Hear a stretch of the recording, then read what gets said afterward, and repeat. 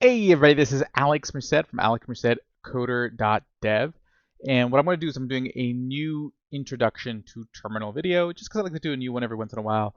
That way I can deliver it better, put in new tips on new things that I've learned since the last time I've done these. So that's essentially what this is. So this is an introduction to terminal, bash, so you understand what the topic of this video is. So let's first just discuss what terminal or bash is. Okay, so an operating system, so that's like Windows, Mac, Linux, essentially is this layer of software that allows other people to build software on it.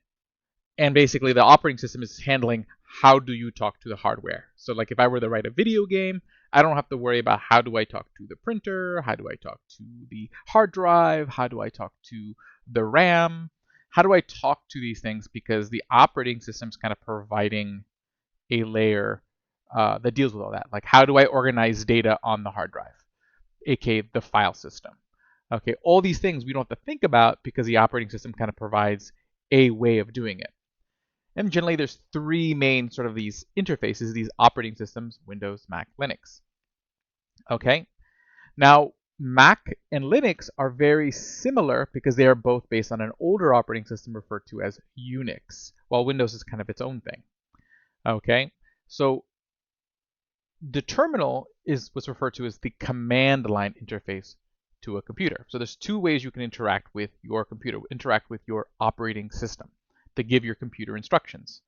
Okay, there is the command line, which is what we're going to use. So I can type, so it's a line where I can type text to give instructions to my computer, and then my computer responds to those text instructions. Or there's a graphical user interface. That's probably what most people are used to, where they see actually like pictures and they can click on them and all that stuff. At the end of the day, the computer doesn't know the difference. The computer just receives instructions to do X, Y, and Z. Okay, how you deliver those instructions could be either, again, through text, so you write out the instructions, or you click on things and that triggers certain instructions. So generally, you're kind of limited as to what you can really do when you point and click with a graphical user interface. You can basically find files, click on them, and then run the file. That's pretty much what you can do with a graphical user interface. Okay, and then generally anything else, you kind of like right-click on things and you get an options. And if they don't give you the option to do it, and whoever created the graphical user interface, you can't do it. Okay, they have to give you, they have to create a physical or graphical representation of like every possible thing you can do, or else you can't do it. That is a limitation you don't have in a command line interface. You have access to the whole computer and everything you could possibly do on the computer, which is what makes a command line interface so powerful. Okay, so on a Linux or Mac, or really any of them, the command line interface is also referred to as a terminal. Okay, so if you've ever seen anything like this, this is a terminal.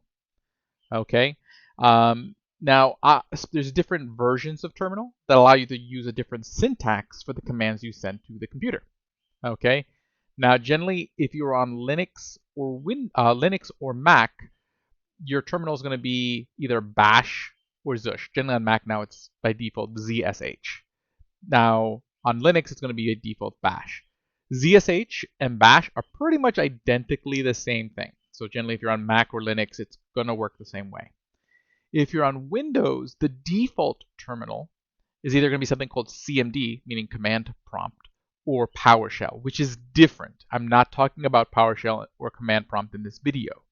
So if you're working from Windows, what you should do in order to be able to follow this video and interact with your computer using a bash shell is you want to install some software called Git Bash.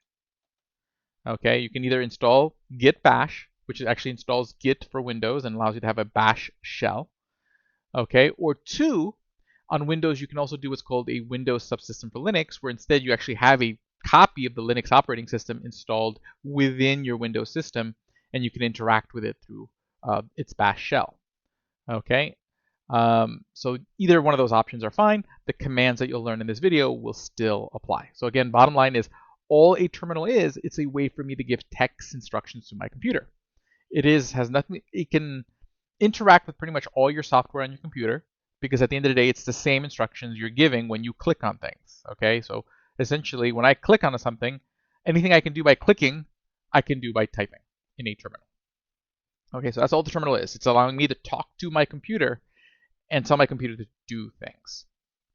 Okay, so now that we've established what terminal is, okay, and then again, I'm specifically talking about bash terminal, the bash syntax, which again, if you're using ZSH on Mac, it's going to be exactly the same. And then if you're on Windows, if you download git bash, should be exactly the same. Okay, now whenever you open up bash, it's always going to open up to your home folder, which is, there's certain like little symbols that are represented in bash. The tilde, this little squiggly line, which should be like right above your tab key, is referred to as your home folder. Now, where is this home folder? Okay, every operating system, what it does is generally for each user, it creates a place for that user to save their stuff. So that where that folder starts is going to be your home folder. Now, if you're wondering where that is, there's a way for you to check what folder you're currently in from terminal. So if you ever want to ask terminal, hey, like what folder am I in right now? You can type in pwd, print working directory, saying, hey, what directory am I currently working out of? Okay, so that's the folder I'm currently working out of. I'm working out of the folder for /home/AlexMerced. But instead of typing /home/AlexMerced, I could always use this tilde as a pseudonym for this. Okay, so just so you know, whenever I refer to the tilde, that basically is the same thing as me writing this. Okay, if you're on Mac, it's probably going to say something like user / your username. If you're on Windows, it's going to be like C drive, Windows /users / your username. Okay, cool. So that's referred to as your home folder. Okay, and it's important to know that whenever you open up a fresh terminal, if you're opening up a terminal directly, it's going to start in that home folder. And then again, if you ever want to double check what folder you're currently in, is you just type in pwd. Because the idea is that anytime you run a command in terminal, it's running it based on wherever you currently are. Okay, so you have to kind of keep track of where you are at any given time, because I can change folders. So right now I'm in my home folder. We saw that I am because I did pwd and it told me I'm in my home folder. Okay, it told me that. Okay, so and again, this is generally how it's going to happen. I'm going to put a command and then I'm going to generally get some output. Or am I going to get any output? Generally, the only time you know something went wrong is if it gives you an error. Generally, if you get output, that usually means things went fine. And if it gives you no output, that generally also means it did the thing. Okay, when something goes wrong, generally it will give you an error. Like something like see here, like this is technically an error that's running when my bash starts up. Don't worry about it. I have to address that one of these days. Okay. Now you might notice that my terminal is nice and decorated, where I get these like little emojis after that. That's because I use a software called starship.rs to customize my terminal, so it's more pleasant for me. So yours is probably going to look a bit different. Generally, there are other alternative terminal emulators that you can download if you prefer to like have a fancier look to your terminal, or things you can download to customize the look of your terminal. I'll let you look for those on your own. Starship.rs works for all operating systems, so that's a good one to use. Cool. So let's show you some more commands. So okay, so right now, what if I want to do, if I want to see what stuff is in my home folder, I can type in ls. ls is for list. So I'm listing everything in the folder. Okay. So cool. I'm listing everything in the folder, so I can see here. And then basically, our Starship RS is color coding things for me, so I can see like, hey, all these blue ones, these are folders. So those are folders. So in the same way, like I could open up the folder system, the file system like this way, and I can see there's folders. Because see, this is the same folder. Okay, when I open up my thing here, it's opening it up to my home folder, and I can see that this matches. So I can see here's like Anaconda 3 folder, Anaconda 3 folder, Android folder, Android folder. Okay, I'm accessing the same file system. So the point is, when I'm in my terminal, all I'm doing is exploring my computer. Okay, just keep that in mind. Like, it's not like some magical other place. Okay, you're just exploring the same thing you would see here, and I can generally do the same thing. So like, for example, if I wanted to create a new folder generally through my file explorer, I could generally always like right click and create like a new folder. But if I wanted to do it on terminal, since I'm currently in this folder, okay, and we know that because, hey, I did a pwd that showed me which folder I was in, and when I did an ls, it showed me all the contents of my current folder, which just showed me the contents that we see in this folder over here. If I create a new folder, all I have to do is called mkdir. mkdir stands for make directory. Okay, so we'll call this terminal practice 2023. Okay, so make dir terminal practice. So that's going to create a folder. Now, if you look over here, that folder should appear over here once I make it. So if I hit enter, and you see now a folder got created, see terminal practice 2023. Okay, so again, all it is, these are just two ways for me to give directions to my computer. There is the graphical interface. Okay, so the physical one is really just a bunch of pictures, and you can interact with those pictures. And then under the hood, whoever created these graphical interfaces are really just sending these text commands back to the operating system. At the end of the day, it's really all happening through the command line. Okay, they're just giving you a physical thing you can interact with that does it for you, so it makes it easier to think through. Okay, but you notice, hey, I said make a folder. Now, what if I want to go inside that folder? Okay, so if I want to switch folders, you type in CD. CD stands for change directories. Okay, so change directories. So what you would do is you say change directories, and by default, I can change it to any folder in the folder that I'm currently in. So I can say, hey, change to terminal. Now, typing this whole thing, terminal practice 2023, might be really long. So a nice thing about terminal is that if you hit tab, it can auto-complete for you. So since there really isn't any other folder that has the word terminal in it, I can just hit tab, and it's going to auto-complete that for me. So saying, hey, change directories into terminal. Okay, see right now I'm still in my home folder. Now watch how this changes. And again, this is referred to as my prompt. Okay, your prompt is actually going to have information, especially if you install something like Starship.rs, it's going to have information to help you understand like where you are.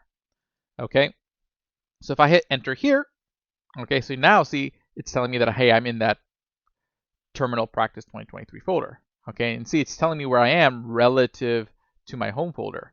So I'm in my home folder, there's a folder called terminal practice 2023, and that's where I am currently. And again, if I want to confirm that, I can always do pwd, print working directory, to print a working directory, and I can see, hey, look, there I am. That's the context that I'm in. And again, if I want to see what's inside that folder, I can type in ls, and I can see there's nothing came up because there's nothing in that folder. And again, for me to do the same thing here graphically, I would just click in here, I just type in like boop, and I can see that that folder is empty. Okay, so again, all terminal is doing is allowing me to access the same thing I can access over here. Okay, it's you know, a lot of people overthink what's going on with terminal, and they find it to be a lot scarier than it actually is. It really isn't. It's just another way for me to access my files and folders, but it gives you a lot more granular control. And the cool thing is that, you know, there's time you waste when you go grab your mouse and click on something, and then you let go and go back to your keyboard. You save a lot of time the more you learn how to do things with your keyboard. Okay, cool. Now, what if I'm going to go back up a folder? Okay, I mean, with my graphical interface, I can always just like click back and then back where I started. Well, with here, I have two different options. I could do cd ... Okay, in general, when it comes to file paths, okay, ... always represents the folder above your current folder. Okay, so if I did like ... that would go up 2 folders. Okay, if I did /...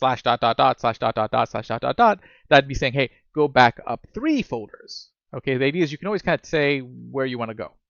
I only want to go back up 1 folder. So if I do this, see, I'm back in my home folder.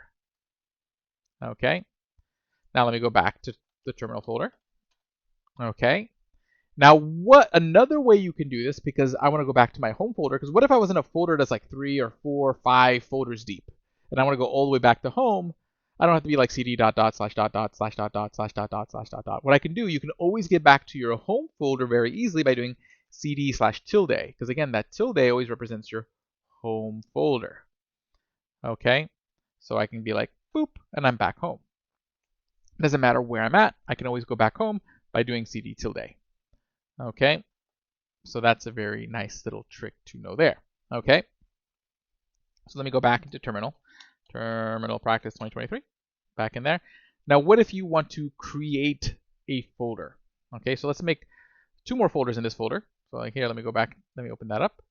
So I'm going to create 2 more folders. We're going to call this, folder 1 and folder 2. Okay, so notice I can create multiple folders. I don't have to do one command for each folder. I can just separate them by a space and say, okay, folder 1, space, then the second folder I want to make. And that's really nice because then I can make a whole bunch of folders really, really quick. So now if I hit enter here, see, 2 folders have now just appeared over here. How cool is that? Okay, so now let's say I want to create a file. I could the command to create a file is touch, and I can create a file with any name that I want. So let's say I want to create a file that says, file1.txt.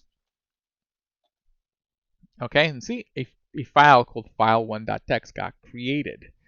Okay, cool. Now, using my graphical interface, I can go then like drag and drop this folder, into that file, or I can, go put it back here or whatever. I can go, you've probably dragged and moved folders around and done that. How would I do that in terminal? Well, let's say I want to, let's say I want to make a copy. So let's say I want to make a copy of file1.txt. Okay, what I can do is I can type in CP for copy. Okay, and I say the name of the original file, file1.txt. Okay, so that's the file I'm copying.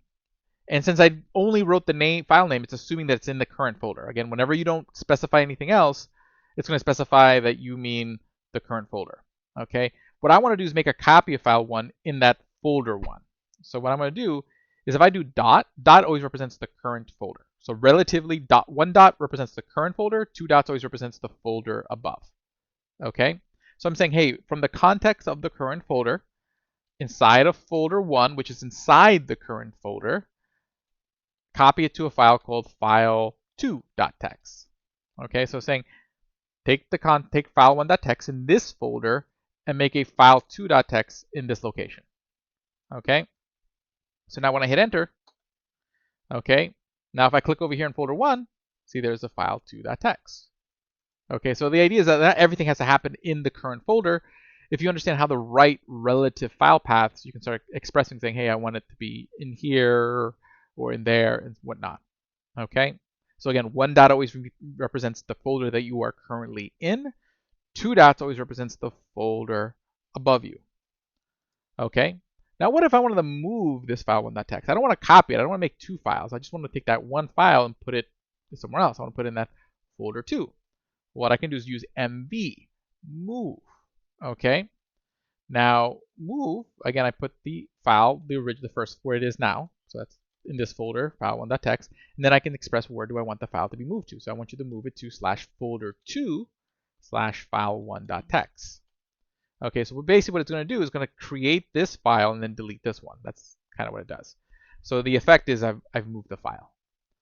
Okay, so now if I do that, see the file is gone, but if I go in the folder 2, there's file1.txt now. Okay, so I can manipulate all my files. Anything you can do using your graphical interface, you can do using terminal. Okay. So you see I can create files, and the thing is that a lot of these files like touch, makedir, cp, mv can go even deeper. Okay, so if you're ever wondering like what are all the things I can do with a particular command, there's a command called man. Man stands for manual. So if I said man cp, it's going to bring up the manual for the copy command. Okay, so here I have a copy command, and it's going to tell me everything about that command. And every command actually also has flags. Flags are these little like, see like this, like these little like dash dash somethings. These are little flags that you can add to a command so you can do extra things or customize how the command behaves. Okay, there's a lot of them for every command. You're not going to memorize them all the time, which is why it's nice to be able to get to the manual when you need to. Okay, so you can refer to it. It's not a bad thing to go in and read manual for commands that you use very often, so that way you can really understand how to use them to their full potential. Okay, so there's a lot of stuff in there. Every command has like a manual page. And then when you're done with it, I can just type in Q for quit, and it quits out of the manual. Okay? Cool. Now, right now, my terminal screen is getting kind of full. Okay, so I want to clear it out. So what I can do is I can just type in clear, and it's going to clear it out for me. So that way that's all nice and clean. Okay. Now, what if I want to see more detail? So if I go back to my home folder, so let me just go back to home. Okay, and what I want to do is if I do ls, I see just a list of files and folders, but I see no other information. What if I want to see more information? Okay, I want to see like the long view, the detailed view. Okay, -L is going to give me like the longer view. Okay, basically a more detailed view. So if I do that, and that's a flag. Okay, so -L is a flag on the ls command that allows it to do something a little bit different. So see, now it's giving me all sorts of information. Okay, what I'm seeing here, so you're seeing the same list of files and folders, the same list that we see up here. The only difference is that now it's telling me like these are the permissions, like who has permissions. So if I remember right, the way this works is that this is who, yeah, it goes like this is the user. Let me think about that. Yeah, I think like this is like the user. It might be the other way around. The user group, and then the root privileges. It's either that or it's in the reverse order. But RWX stands for read, meaning that you have the permission to read the file. W is permission to write the file so you can edit it. And then X is the ability to execute the file, meaning you have the ability to actually run like an executable file, like a piece of software or something. Okay? Because sometimes you'll have a file and you can't use it because you don't have the permissions to it. I'm not going to get into how to change the permissions for this video. That gets a little bit more complicated.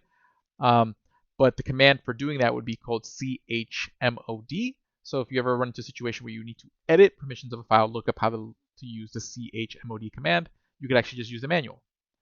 Okay, then this tells you like what user created it, so what user owns it, and what user group owns it. If I remember correctly, this tells you the size. Okay, so since it's a folder, it's going to take up pretty much the same identical space as any other folder. When it was created, and then the name of the file or folder. Okay, so that gives me some more detail. Now the thing is that oftentimes we don't realize that there's a lot of hidden files and folders that you cannot see. Generally, hidden files and folders, they start with a dot in the front of their name. That's what, because then the operating system knows that these are supposed to be hidden and won't show them to you normally. Okay, but what if I want to see all those dot files and dot folders that are hidden from me? Okay, there's another flag. Okay, so if I do -A, that's going to show me everything. So A for all. Okay, so see, now I get a list and I see all the dot files and folders. So all these little full files and folders that start with the dot that are typically hidden from me. A lot of these are going to be really important because they're configuration files that allow me to customize how certain things behave. They hide them from you because if you're a typical user where they go in here and start customizing stuff, they can break how certain pieces of software work. But as you get advanced and you want to customize how some things work for you, there's going to be a lot of really useful stuff in here. Probably the most important being, if we go to the top, in your home folder, you're going to have some bash files. Okay, so this file right here, bash rc.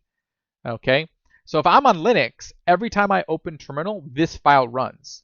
Okay, so basically, if I want to customize how bash works, like I want to create some like custom functions or have some certain variables that are defined every time that a terminal starts up, I'd have to edit this file.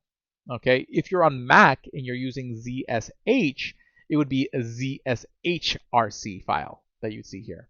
Sometimes it might be like the bash profile file, like, you know, depends on the operating system. But typically it's going to be either bash rc for bash or zhrc.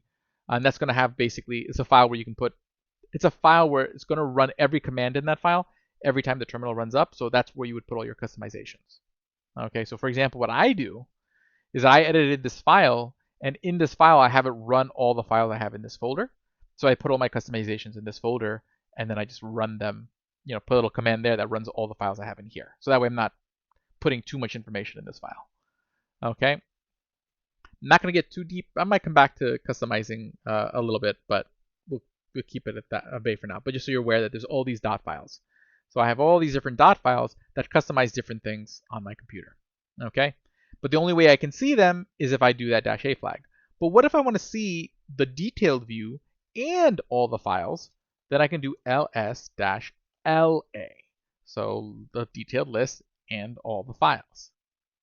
Okay, and see now I see the detailed list and all the files. Okay, cool. Okay, and again, always remember, pwd is going to tell you where you are at. Because if you're using software like Visual Studio Code, to make life easier for you, instead of having to open up a separate terminal every time you want to work in the terminal, what it will do is that if you open up the terminal in VS Code, let me just clear this out to make it a little easier to read. If I open, like if I were to go open this program to a folder, so let me just open some random folder. You know, educational, teaching, videos.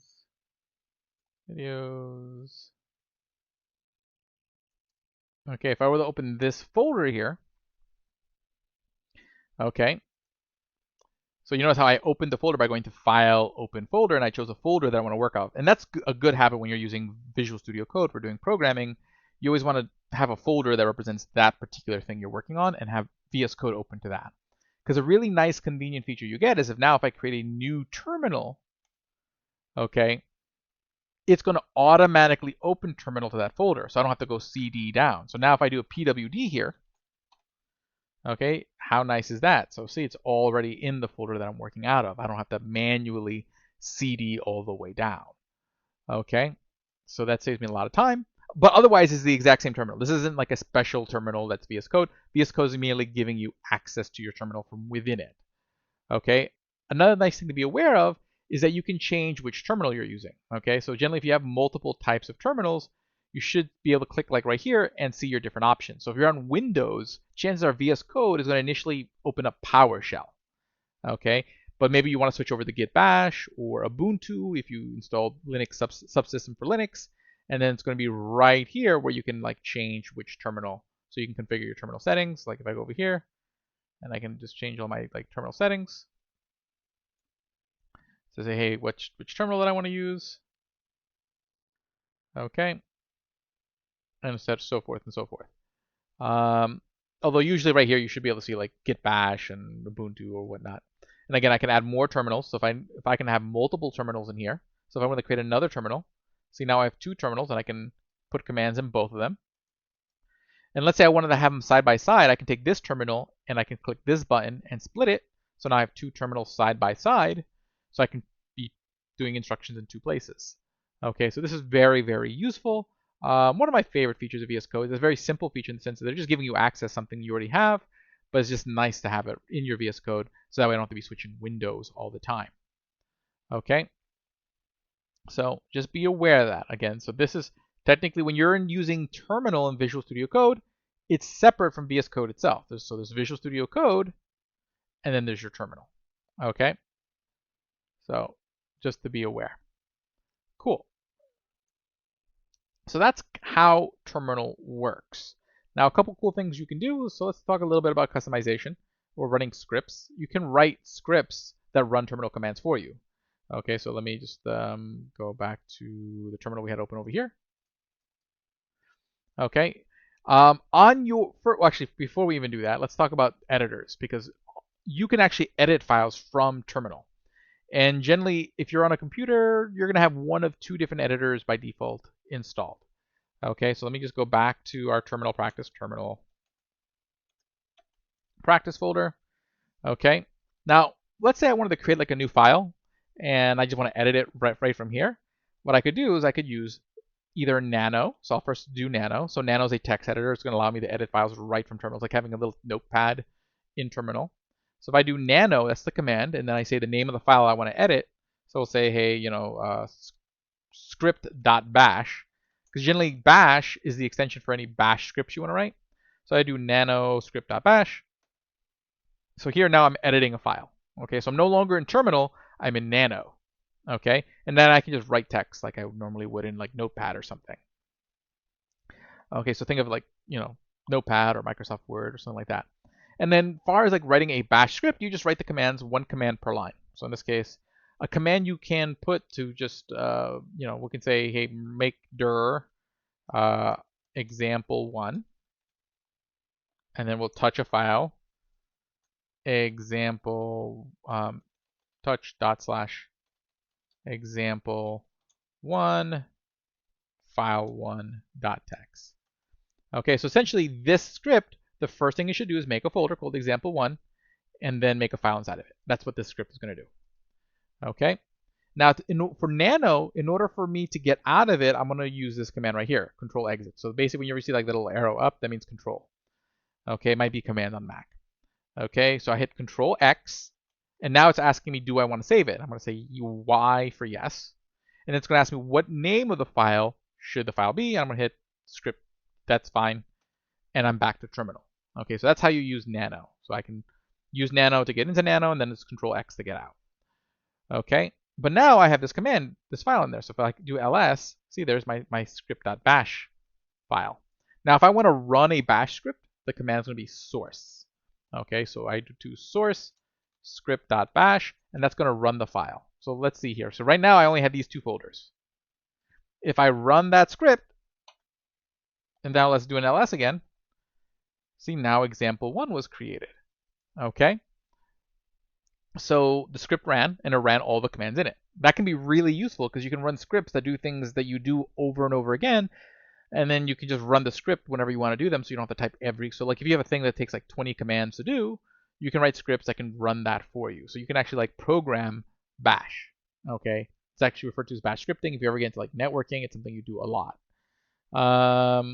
Okay, so let me. The other text editor, the more complicated one, is called Vim, V or Vim. Okay, and essentially the way Vim works is you would type in Vim. Okay, generally on Mac, this is going to be the default editor in terminal. And the reason this is important is because if you're using Git later on, there's a chance sometimes if you forget, depending on how you commit your Git, you might end up accidentally in Vim or Nano. So it's good to know that what they are, so that way you know how to get out of them. So now if I want to create like Vim, and we'll call the file script2.bash. Okay, so Vim script2.bash. I'm going to use Vim to edit this file. Okay, so now I'm in this file. So you see, like, Vim is weird. Basically, the way Vim works is like you're either like in inspect mode or insert mode. Right now, I'm not in insert mode, so I can't actually type anything. Okay. Oh, I'm in it now. I forget what you push. Is a tab? I always forget. I think, oh, it's W, I think it was what it was. Okay, and if I hit escape, does that take me out? Yeah, so right now, I'm not in insert mode. Now, if I want to type, I have to hit W. W means write, so that puts me into write mode. Does it? No. I forget. How does that work? Okay. I don't use Vim very often, so I'm going to have to go Google that. And it's okay to Google things, okay? If you're going to be in tech, you're going to be Googling things a lot. Okay, Vim commands. Vim cheat sheet. Okay, let's go editing. I want to see here. How do I get into write mode? It's been a while. Cursor movement, replace single character, help, save file, close current, open file, terminal window. There's a lot of little commands in Vim. Right, quit. I insert at the beginning of the line, insert before the cursor. Oh, there we go. Okay, Okay. So now if I go back to terminal and I type in, so right now I can't type. Oh, I hit something. Let me hit escape again. But if I type in that puts me in insert mode. I can tell that I'm in insert mode because it popped up here, and then I can type, whatever again. So I can be like make dir example 2. Okay, and then I can then be like touch dot slash example 2 slash file 2 dot text. And then when I'm done, I'm going to escape. So I'm going to hit escape to get out of insert mode. And then when you want to do special commands like you do colon. So I'm going to hit colon first, and see now it's asking me for like a special command down here. I'm going to do W. W is to write. So that means, hey, save the file. And then Q is for quit. I'm going to quit out of Vim. So I'm going to save the file and quit. That's what the WQ stands for. Okay, so if I do that, and now I'm out of Vim. Okay, and now if I do ls, see now script2.bash is there, and then I can run it just like any other file, source script2.bash. And then if I run, see the results, and see now example 2 was created. Okay, so you can write scripts, so that's pretty fun. If you watch some of my other bash scripting videos, I get a little bit more detailed in the scripting, but I want to keep this video a little bit more introductory, giving you some familiarity with the terminal. But hopefully this kind of gave you the ability to kind of just navigate the terminal. And again, for most programs, like if you have a program on your computer and you're not sure if you have it, I would say 90% of the time they're going to have a help flag. So or a version flag. So usually, like for example, I don't know if I have Node installed. I do, but what I can do is I can do node-version. Okay, and see I get a version number back. Okay, so you can do that for like most things to tell if you have it installed or not. Okay, so for example, I know that the terminal command for Visual Studio Code is code, and I can be like .version. Okay, and I get a version number back. Okay. Not everything is going to have that, but I would say like 99% of things are going to have that because it's a standard flag for most things to have. But now let's say we'll make something up, Toodles. dash dash version. So there's nothing called toodles installed on my computer. So if I do toodles version, you see I get this sort of, hey, like, hey, this command's not found. That means this thing doesn't exist. Terminal has no idea that where this would exist. Okay. And how does terminal know where all these commands exist? Like, how does it know that there's this code command, this node command, whatnot? It's all based on a variable called path. Generally, when anything gets installed on your computer, this variable gets updated called path. Okay. Now, if you ever want to print a variable, you type in echo $, and then the name of the variable. So echo path. And these variables that are built into your terminal are generally all uppercase. So echo path, these are referred to as any variable that's inside your current terminal is referred to as an environmental variable. So any software that's running in that terminal has access to all the variables that terminal has access to. That's something that you can take advantage of when you're programming to actually have data that's hidden outside of your code. Okay? They're called environmental variables. But if I echo path, okay, so see, this is like a big list of folders. So anytime I type in like code or node or any command, it's going to look through all of these folders to see if it can find the software to run that command. So if I say command, if it says command not found here, like for toodles, it looked through all these folders and nowhere in those folders was a file called toodles that was a binary. It could run the command. So basically it was like, I don't know. Okay, so oftentimes when you install something and it doesn't work, like you type in the terminal command and it doesn't work, but you definitely installed it, usually what's happening is that folder where the file got installed to is not in the path. Okay? And basically that means you need to figure out, hey, first you have to figure out what folder is the thing installed in and then add it to the path. And this goes for all operating systems. All operating systems have a path. Okay? And then that way, when you use that command next time, it's looking in the right place. Okay? So typically the way you would update the variable is you would do this command. You would say like export path. So path is the variable you're creating. So whenever you do export, you're saying, okay, path equals. So I'm saying, hey, there's a variable called path, and it's going to equal, and then it's going to, whenever you want to refer to the value of an existing variable, you use the $. So path. So I'm saying, hey, I want the path to equal what it is now, and then I type in the addition. So I'll say addition, yada, yada, yada, yada, yada. And I would add in whatever the new folder is. So that what it does, it takes the current path and then adds the next thing, because each folder is being separated by these colons. So this like a folder, and then each colon separates like the different entries in the path. Okay, so I would put in a colon and then put in the next path folder I want to add. Keep in mind though, whenever I run this export command, it only does it for that terminal. So when I shut off terminal and restart it, the path is back to where it started. So generally, if I want to make that change permanent, I want to add that command to your bash RC, because that way the bash RC runs every time you start up your terminal. So it updates the variable every time you start your terminal. So some things to keep in mind as far as like how the terminal works. But yeah, I'm going to leave it at that. My name is Alex Merced. Have a great day. Enjoy. I'll see you all later.